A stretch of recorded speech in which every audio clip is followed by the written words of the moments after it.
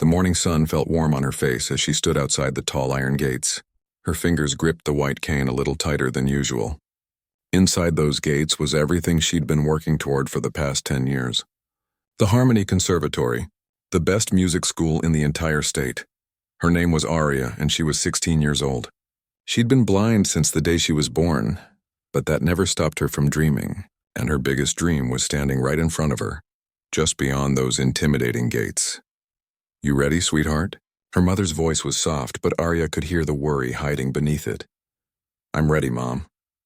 That was a lie. Her stomach felt like it was doing backflips. Her palms were sweaty, but she'd practiced her piece 1,000 times in their tiny apartment. She knew every note, every pause, every breath. She had to be ready because this was her only shot. Today was the annual open audition, one day a year when the conservatory opened its doors to anyone who wanted to try out. Most kids who attended came from wealthy families who could afford the tuition, but if you were good enough at the audition, really good, they'd give you a scholarship, a full ride. That's what Aria needed. Her mom worked 2 jobs just to pay for their apartment and her piano lessons. There was no money for fancy schools. They walked through the gates together, her mother guiding her gently. The sounds changed immediately. Behind them was the noise of the city, cars honking, people talking. But inside the conservatory grounds, everything felt different, quieter, more serious. "There are marble steps ahead," her mother whispered. "Lots of other kids around. They're all staring at the building." Aria could picture it. She'd heard about this place so many times from her piano teacher. A grand old building with huge windows and stone columns, the kind of place that looked like it belonged in a movie about rich people. They climbed the steps slowly. Her cane tapped against each one, counting them. 15 steps total. Then they were inside and the air changed again. It smelled like old wood and floor polish. The ceiling must have been really high because every sound echoed. "The audition room is down this hallway," a woman's voice said. She sounded official, maybe a secretary or administrator. "You can wait with the other students. They'll call you when it's your turn." Her mother squeezed her hand. "I'll be right here waiting. You've got this." Aria nodded and let herself be guided into what felt like a large room. She could sense people everywhere. The shuffling of feet, whispered conversations. Someone was playing scales on a piano somewhere nearby, probably warming up. The notes were clean and fast. Whoever was playing had been doing this for a long time. "Here's a seat," her mother said, helping her sit down on what felt like a wooden bench. As soon as she sat, the whispers got louder. Not loud enough that she could make out words, but she knew what was happening. People were talking about her. The blind girl with the cane. She dealt with this her whole life. Sometimes people whispered because they felt sorry for her. Sometimes they whispered because they thought she didn't belong. "That's her sitting down now," someone said, not even trying to be quiet about it. The voice was male, probably around her age. "The one with the cane." "Oh, wow," another voice responded. "Do you think she's actually going to audition?" "I guess we'll see. This should be interesting." Aria felt her cheeks get hot. She wanted to say something back, but her mother put a hand on her shoulder. A gentle reminder to stay calm, to not let them get to her. Time moved slowly. One by one, students were called into the audition room. Each time the door opened, Aria could hear a piano inside. Some kids played beautifully. Others made mistakes, and she could hear them stop and start over. Every performance made her more nervous. Then she heard it. Someone playing Rachmaninoff. She recognized the piece immediately. Piano Concerto No. 3. One of the hardest pieces ever written. And whoever was playing it wasn't just good. They were incredible. The notes flew by so fast it was hard to believe human fingers could move that quickly. "That's Vincent Chen," someone nearby said, their voice full of admiration. "He won the state championship last year. He's only 17 and he's already better than most professional pianists. I heard he's going to tour Europe next summer," someone else added. "He's definitely getting into this school." The music stopped, and a moment later the door opened. Footsteps walked out, confident and steady. "Nice job, Vincent," the official woman's voice said, as always. "Thank you, Professor Williams," the boy replied. His voice had that casual confidence that came from always being the best at something. More students were called. More performances happened. Then finally, after what felt like hours, she heard her name. "Aria Rodriguez?" Her mother helped her stand. "You've got this," she whispered one more time. Aria walked forward, her cane sweeping side to side. She counted her steps. The doorway was about 20 feet away. When she reached it, she felt someone take her arm. "I'll guide you to the piano," a kind voice said. It was Professor Williams, the woman who'd been calling names. They walked across the audition room. Arya could feel eyes on her from every direction. The judges were sitting somewhere to her left. She could hear them shifting in their seats, papers rustling. Then she heard something that made her stop. Laughter. Quiet, but definitely laughter. Coming from where the other students were sitting. Is she serious right now? That same male voice from earlier. Vincent, the boy who'd played Rachmaninoff perfectly. "Are you sure you're in the right place?" "Maybe the beginner class is downstairs." More laughter. Not from everyone, but enough to make it clear that some people thought this was funny. "Mr. Chen, that's enough." Professor Williams' voice was sharp. "One more comment like that and you'll be asked to leave." The laughter stopped, but the damage was done. Arya felt smaller than she'd ever felt in her life. Her hands were shaking now. All those hours of practice, all those dreams, and this is what it came down to. Being laughed at before she even played a single note. Professor Williams helped her sit at the piano bench. "Take your time," she said softly. "Whenever you're ready." Arya's fingers found the keys. They felt cool and smooth under her fingertips. She'd been playing piano since she was 6 years old. 10 years. Countless hours. This piano felt different from the old upright in her apartment. More responsive. Higher quality.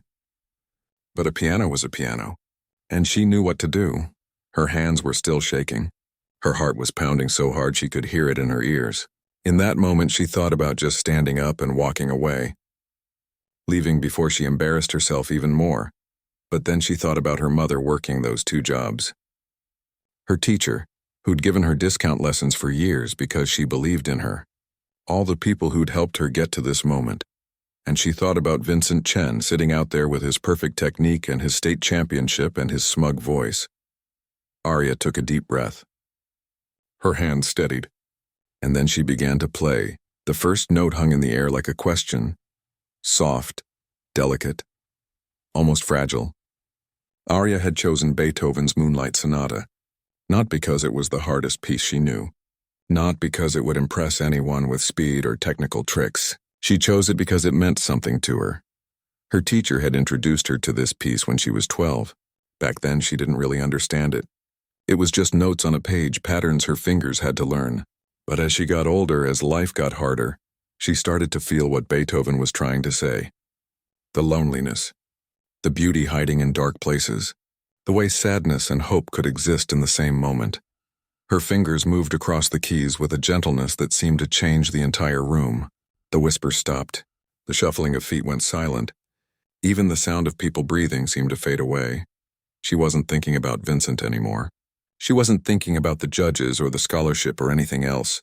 There was just the music. Just the conversation between her hands and the piano, telling a story that words could never capture. The piece built slowly. Each phrase led to the next like chapters in a book. Her right hand carried the melody while her left hand provided the heartbeat underneath. She'd practiced this so many times that her fingers knew where to go without her having to think about it. But this wasn't about muscle memory.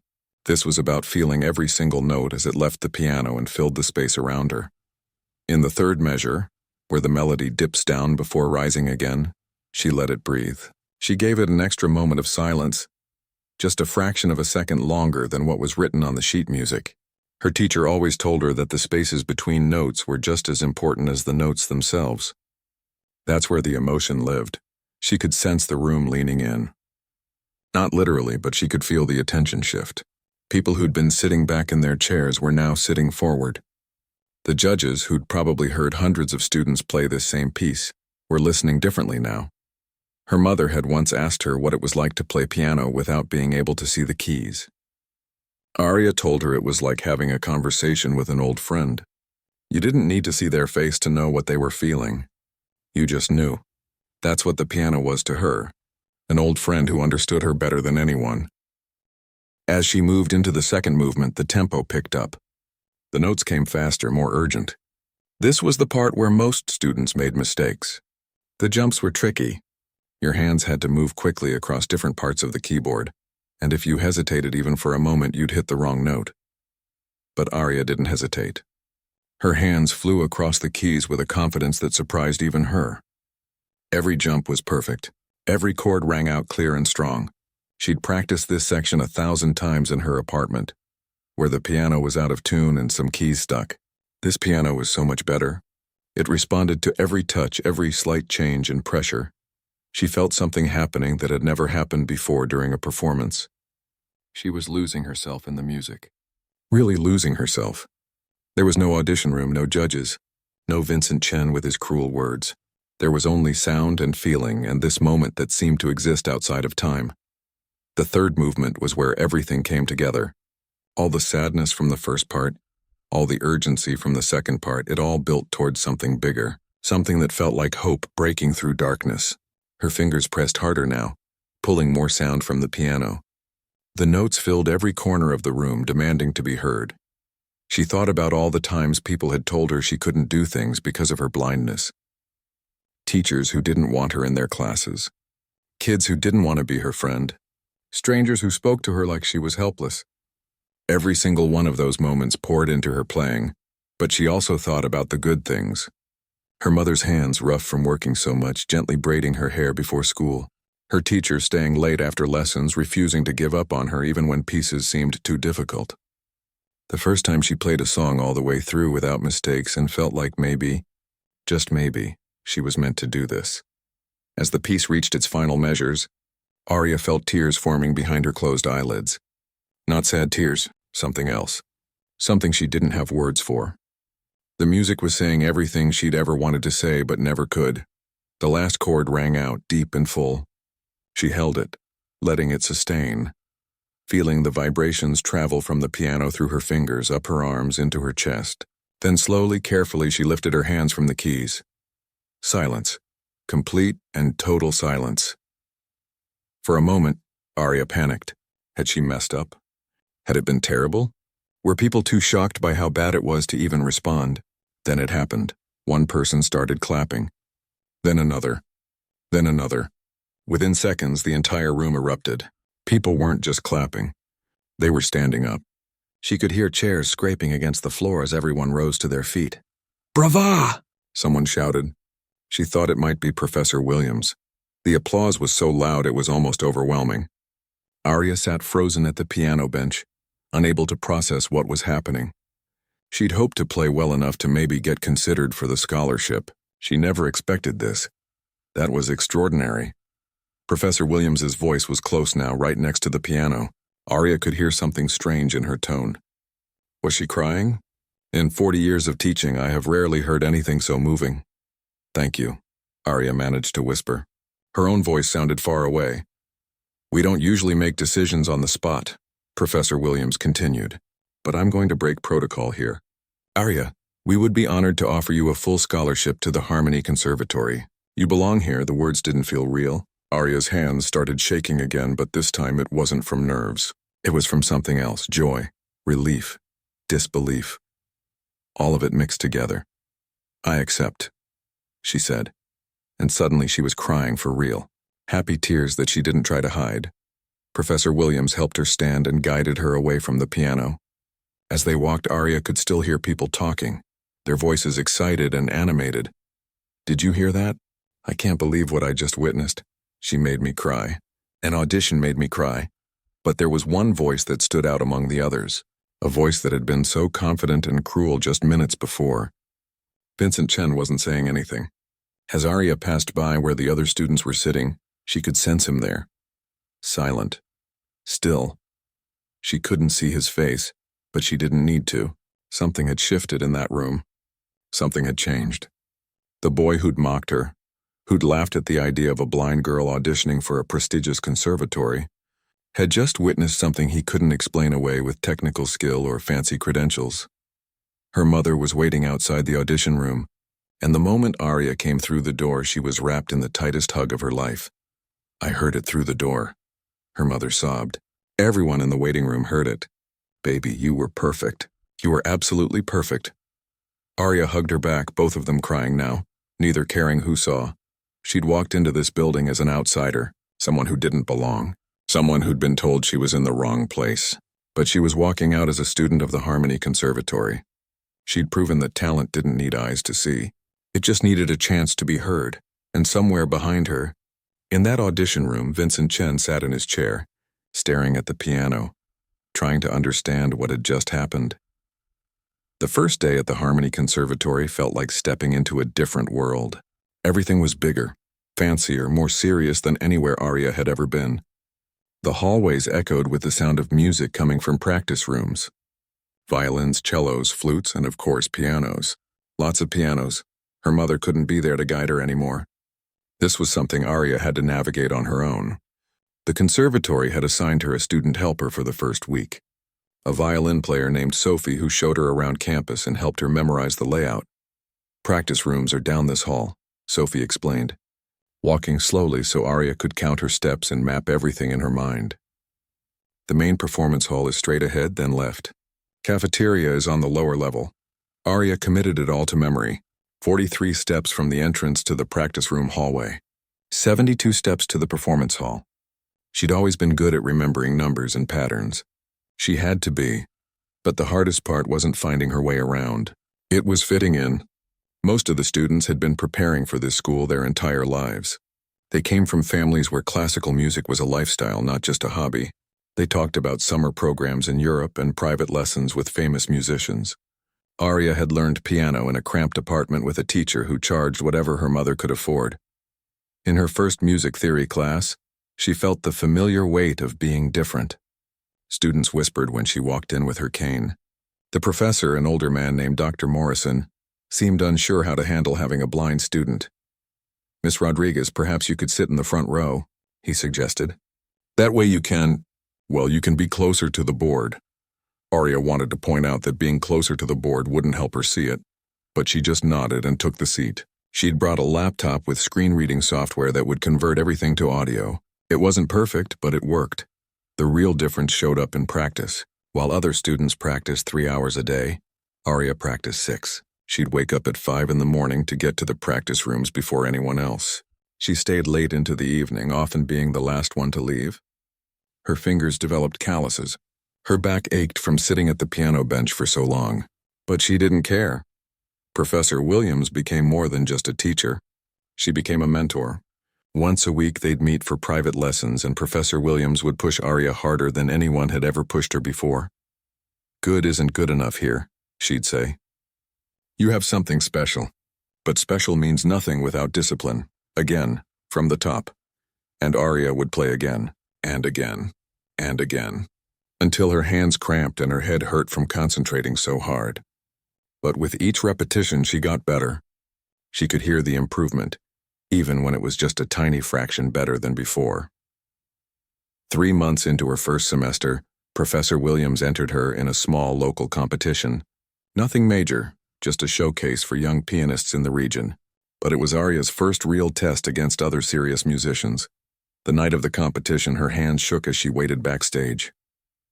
She could hear the other performers through the walls. They were all good. Really good. One girl played Chopin with such technical precision it sounded like a recording. When Arya's turn came, she walked onto the stage and felt the heat of the spotlight on her face. The audience was quiet. She found the piano, sat down, and began to play. She'd chosen a piece by Debussy, something that required not just skill but interpretation, the kind of piece where feeling mattered more than perfection. When she finished, the applause was strong. Not as overwhelming as the audition had been, but solid, appreciative. When they announced the winners an hour later, Arya took second place. She was happy with that. Second place in her first real competition felt like a victory. But what she didn't expect was what happened after the competition. As she was leaving with her mother, someone called out to her, "Arya, can I talk to you for a second?" She recognized the voice immediately. Vincent Chen. She hadn't spoken to him since the audition. They were both students at the conservatory now, but they moved in different circles. He was still the star, still the one everyone talked about. She was the scholarship student who practiced in the early morning hours. "What do you want?" Her voice came out colder than she intended. "I just wanted to say..." He paused, and Arya could hear him shifting his weight, uncomfortable. "You played really well tonight. You deserve to place higher." "Thanks," she said, not sure what else to say. "Look, I know I was awful to you at the audition. What I said was wrong. I've been thinking about it a lot and I wanted to apologize. Really apologize? Arya stood there processing his words. Part of her wanted to stay angry. Part of her wanted to tell him that sorry wasn't enough. But another part, a bigger part, understood something. They were both just kids trying to prove themselves in a world that didn't make it easy for anyone. Okay, she finally said. I accept your apology. She heard him let out a breath like he'd been holding it. Thanks, and for what it's worth, you're making me work harder. Watching you practice, seeing how dedicated you are, it's making me realize I've been coasting on natural talent for too long. After that night, something shifted. Vincent started showing up to the practice rooms earlier. He stopped walking around like he'd already won everything. And occasionally, he and Arya would end up practicing in adjacent rooms. They didn't talk much, but there was a mutual respect growing. A recognition that they were both pushing each other to be better. 6 months later, the regional championship came around. It was the biggest competition for young musicians in the state. Winners often got opportunities to perform at major venues or even tour nationally. Both Arya and Vincent qualified for the finals. The competition took place over 2 days. Preliminaries on Saturday, finals on Sunday. Arya made it through the preliminaries without any major mistakes. So did Vincent. So did about 20 other incredibly talented students. Sunday morning, Arya barely slept. She went over her piece in her mind again and again. She'd chosen Chopin's Ballet No. 1. It was risky. The piece was nearly 10 minutes long and required everything: speed, power, delicacy, emotion. One mistake would be obvious, but she knew it was the right choice. This piece told a story, and she wanted to tell that story. Vincent performed before her. She listened from backstage as he played a Liszt piece that showed off every technical skill he had. His fingers flew across the keys faster than seemed humanly possible. The audience gasped at certain parts. When he finished, the applause was thunderous. That's going to be hard to beat, Sophie whispered next to her. Arya knew she was right. Vincent had been nearly flawless. But she also knew something else. This wasn't about beating Vincent. This was about playing the best she'd ever played in her life. When her name was called, she walked onto the stage with her head held high. The piano was waiting. She sat down, took a deep breath, and began. The Chopin flowed out of her like water, every phrase connected to the next. The dramatic sections had power behind them. The quiet sections were so soft people had to lean forward to hear. She forgot about the competition. She forgot about Vincent. She forgot about everything except the conversation between her and the piano. When the final chord rang out, there was a split second of silence. Then the entire auditorium erupted.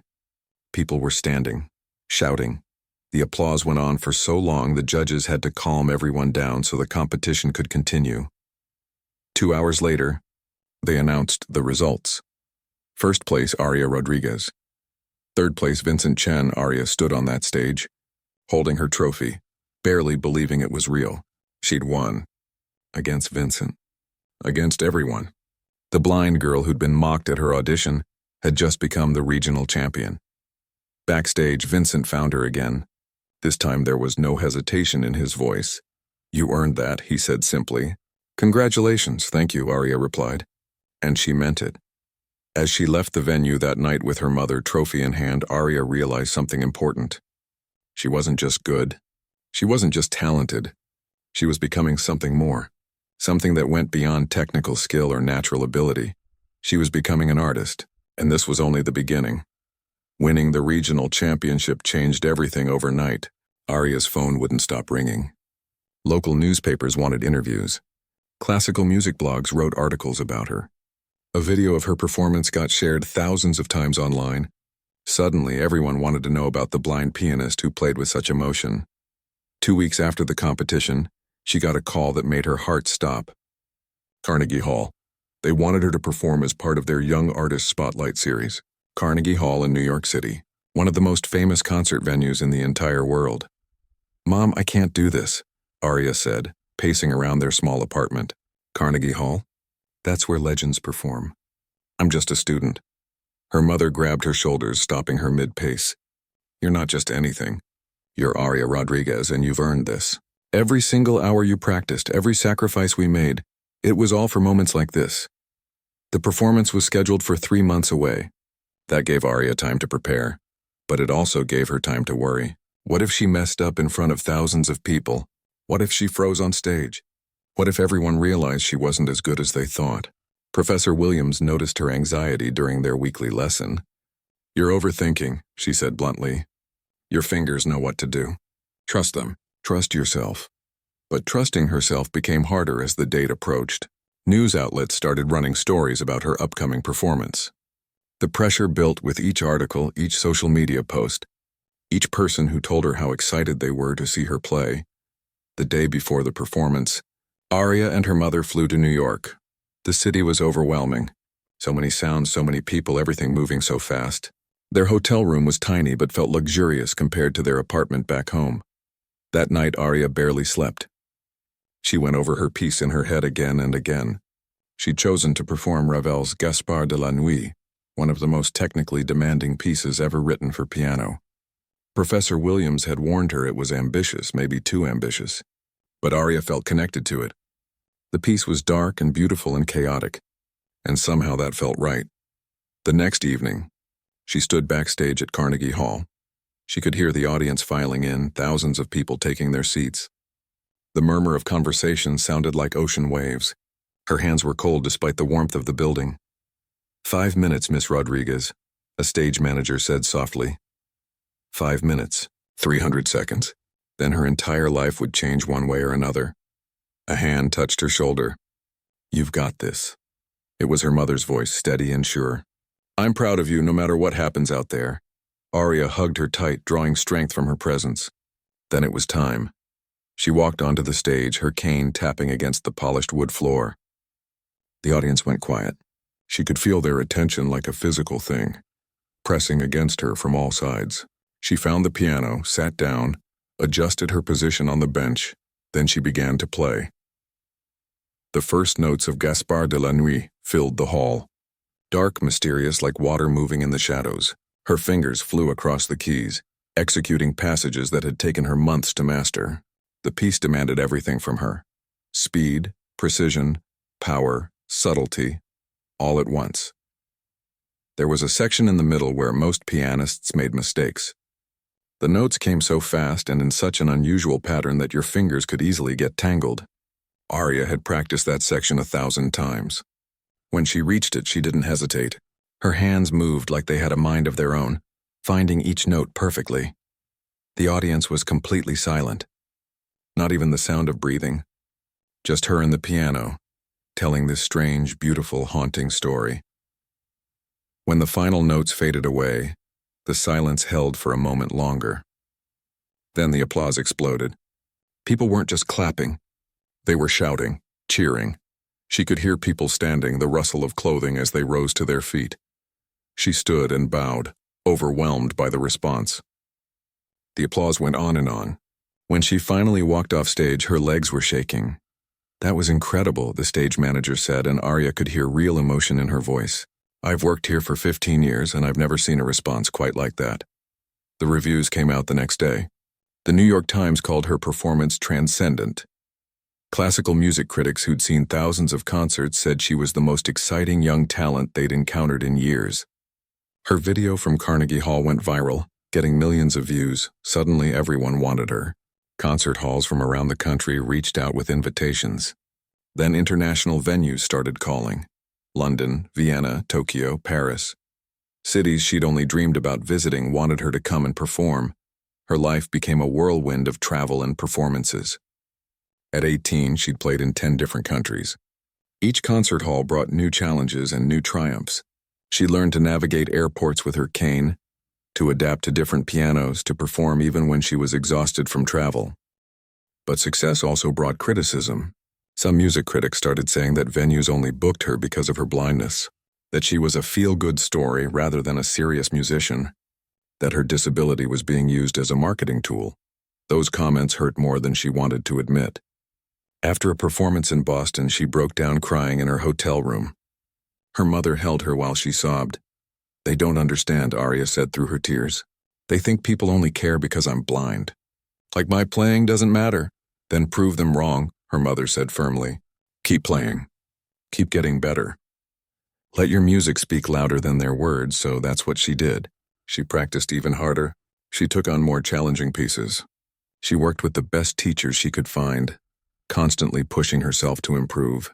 And slowly the criticism faded as her skill became undeniable.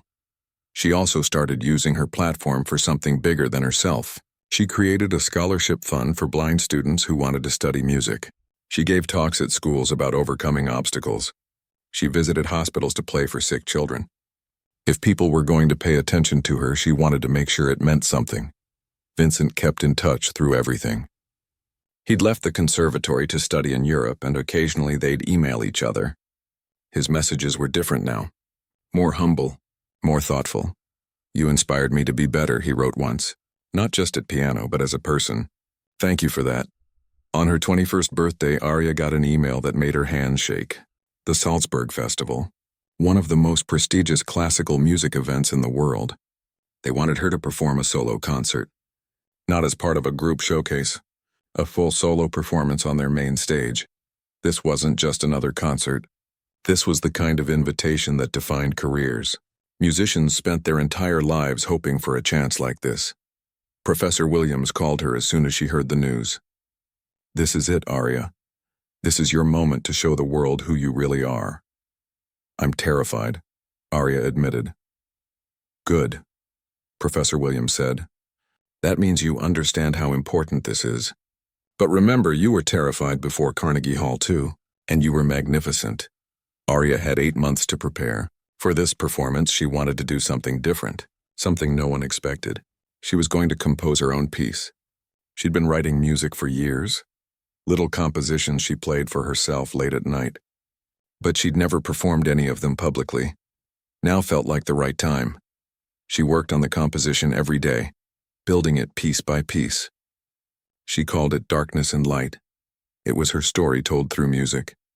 The loneliness of being different, the pain of being mocked, the joy of discovering her gift, the struggle to be taken seriously, all of it, woven into 10 minutes of music. As the Salzburg Festival approached, Aria felt something she hadn't felt in a long time. Not nervousness, not fear, but excitement, pure, genuine excitement. This performance would be different from all the others. This time she wasn't just playing someone else's music. She was sharing her own voice, her own story, and whatever happened, she knew she was ready. The morning of the Salzburg Festival performance, Aria woke up at dawn. She couldn't sleep anyway. Today was the day that would define everything she'd worked for, everything she'd sacrificed, everything she'd overcome. She sat by the window of her hotel room, feeling the cool Austrian air on her face. Somewhere in the distance, church bells rang. The city was waking up, getting ready for another day. But for Aria, this wasn't just another day. This was the day. Her mother was still asleep in the other bed. They'd arrived in Salzburg 3 days early so Aria could practice on the actual piano she'd be performing on. The Festspielhaus, the grand festival hall, was enormous, 3,000 seats. She'd performed for large audiences before, but never quite like this.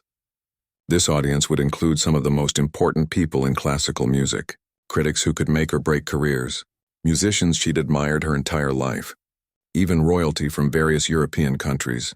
No pressure at all. She got dressed slowly, carefully. Her mother had helped her pick out a dress for tonight. Deep blue, simple but elegant. It felt right. Not trying too hard to impress, just letting the music speak for itself. "You ready for today?" her mother asked, finally awake. "I don't know," Aria admitted. "I've been ready for months. But now that it's here, I feel like I haven't prepared enough." Her mother laughed softly. "You've been preparing for this your whole life, not just the past 8 months. Every time someone told you that you couldn't do something, you were preparing. Every time you practiced until your fingers hurt, you were preparing. You're ready." They had breakfast together at a small cafe near the hotel. Aria could barely eat. Her stomach was doing flips. She picked at her food, mostly just drinking tea and listening to the sounds of the city around her. The afternoon dragged by impossibly slowly. She tried to rest but couldn't. She tried to practice, but her hands felt wrong, disconnected. Professor Williams had warned her this might happen.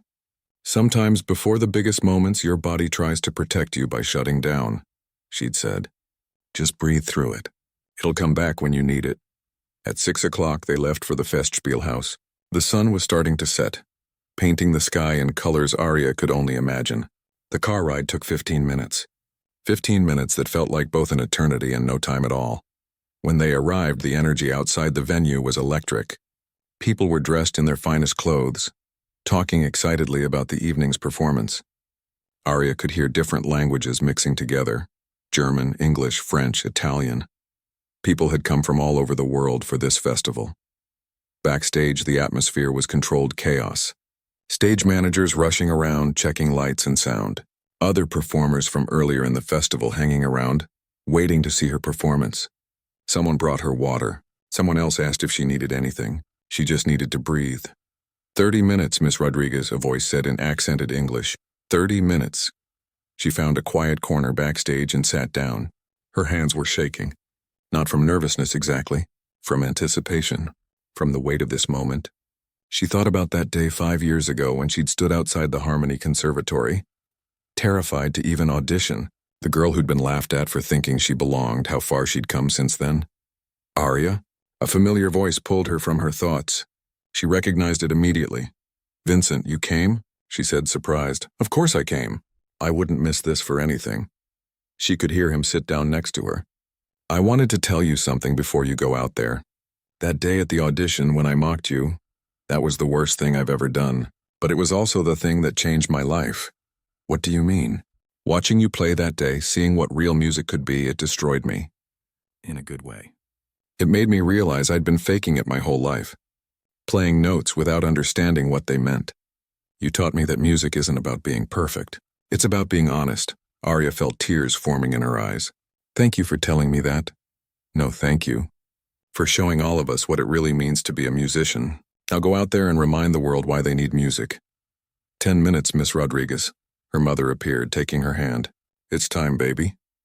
They walked toward the stage entrance together. Aria could hear the audience on the other side of the curtain. Thousands of people all waiting for her. The murmur of conversation was like a living thing, constantly shifting and moving. "I love you," her mother whispered. "Your father would be so proud." Aria's father had died when she was 3. She barely remembered him, but her mother always told her he'd loved music, that he used to sing to her when she was a baby. Maybe that's where it all started. Maybe he was the reason music felt like home. "Ladies and gentlemen," a voice announced in German, then English. "Please welcome to the stage Aria Rodriguez." The applause started before she even appeared. She walked out slowly, her cane tapping against the stage floor. The sound echoed in the massive space. As she walked toward the piano, the applause grew louder.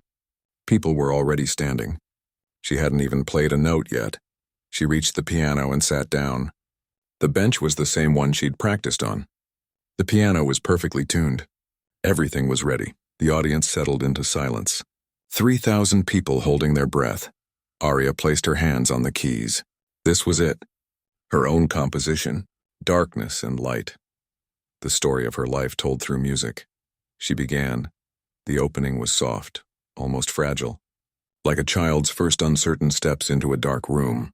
The notes were simple, questioning, lonely. This was her childhood. Growing up different, growing up isolated.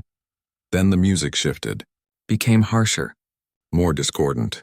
This was the pain, the rejection, the voices telling her she didn't belong. Her left hand pounded out angry chords while her right hand tried to find melody in the chaos. But slowly, gradually, light began to break through. A simple melody emerged, growing stronger with each repetition. This was discovery, finding the piano, finding her voice. The melody built and built, gaining confidence, gaining power. The middle section was pure joy. Her hands danced across the keys, playing with a freedom she'd never felt before. This wasn't about technique anymore. This wasn't about impressing anyone. This was just truth. Her truth, expressed in the only language that truly made sense to her. Then came the struggle. The music became complex, demanding. Multiple melodies fought for attention, representing all the voices in her life. The critics, the doubters, the pressure, the expectations. But through it all, that original melody persisted, weaker sometimes, but never disappearing. The final section brought everything together. All the themes from earlier in the piece returned but transformed. The darkness wasn't gone, it was integrated. The light wasn't blinding, it was warm. They coexisted, creating something more beautiful than either could be alone. As she played the final measures, tears streamed down her face. She wasn't performing anymore. She was living. Every note was a breath, every phrase was a heartbeat. The last chord rang out, deep and full and complete. Silence. Then the world exploded. The applause was deafening. People weren't just standing, they were shouting, crying. She could hear it in their voices, the emotion. For a full minute, she just sat there at the piano, overwhelmed. She stood and bowed. The applause grew louder. Flowers began landing on the stage around her. Bouquets thrown from the audience. She bowed again, and the applause never stopped. When she finally walked off stage, her legs barely worked. Her mother was there, sobbing, pulling her into a hug. "You did it," she kept saying. "You did it." The next morning, reviews appeared in newspapers around the world. A masterpiece. The performance of the decade. A new legend is born. Her composition was called brilliant, moving, essential. Requests poured in for recordings, for tours, for more performances. But what mattered most to Aria wasn't the reviews or the fame. It was that moment on stage when she'd finally shared her complete self with the world. When she'd proven that her music wasn't great despite her blindness. It was great because of everything she was. All of it. The struggles and the triumphs, the darkness and the light. Years later, when she'd won every major award, performed in every major venue, inspired countless young musicians, people would always ask about that night in Salzburg. And she'd always smile and say the same thing. "That was the night I stopped trying to prove I belonged. That was the night I realized I'd belonged all along." And somewhere, somehow, she knew that 16-year-old girl who'd been mocked at her audition was smiling too, because she'd taken every doubt, every obstacle, every moment of pain and turned it into something beautiful. Something that would outlive her, something legendary,